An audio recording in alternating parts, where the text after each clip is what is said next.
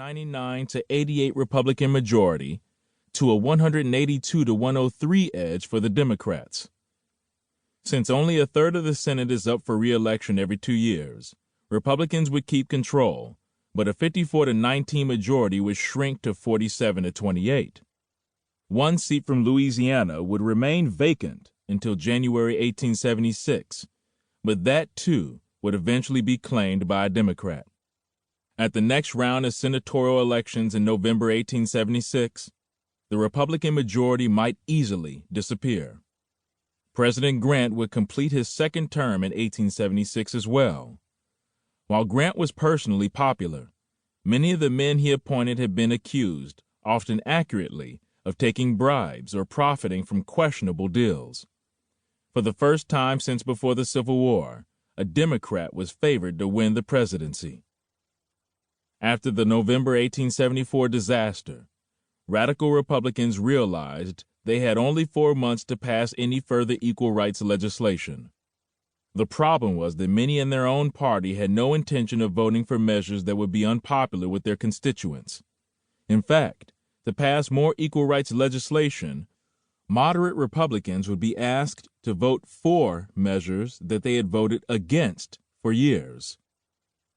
Back in 1870, Massachusetts Senator Charles Sumner, one of the most ferocious proponents of racial rights, had proposed a bill in which the federal government would specifically guarantee equal rights in railroads, steamboats, public conveyances, hotels, licensed theaters, houses of public entertainment, common schools and institutions of learning authorized by law, church institutions, and cemetery associations incorporated by national or state authority. Also in jury duties, national and state. The notion of enforced integration in schools, churches, and cemeteries in the North as well as the South made most Republicans go pale. Sumner got nowhere. Each year, Sumner had reintroduced his proposal, convinced that the Senate could not help but crown and complete the great work of Reconstruction, but each year his party rejected it. Then in March 1874, after a lifetime of trying to gain equality and justice for Americans of color, both slave and free, Charles Sumner died, his equal rights proposal seemingly dying with him. But after the November 1874 elections, a strange thing happened. Championed by another Massachusetts congressman, Benjamin Butler, who had lost his own seat to a Democrat, Sumner's bill began to attract supporters. Many of them were Republicans who did not back Sumner in the past for fear of losing their seats, but who had now lost them anyway. Working tirelessly and overcoming a Democratic filibuster that reduced senators to whiling away the hours by tearing newspapers to shreds as stale cigar smoke choked the air, and members sprawled on the unswept carpet, Butler got Sumner's bill passed by both houses of Congress. Although the schools, churches, and cemeteries provisions had to be dropped. On March 1, 1875, 3 days before the new Congress would take office, President Grant signed it into law.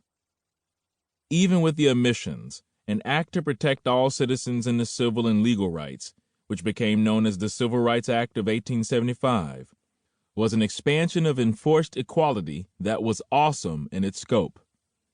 Section 1 read, "All persons within the jurisdiction of the United States shall be entitled to the full and equal enjoyment of the accommodations, advantages, facilities, and privileges of inns, public conveyances on land or water, theaters, and other places of public amusement, subject only to the conditions and limitations established by law, and applicable alike to citizens of every race and color, regardless of any previous condition of servitude."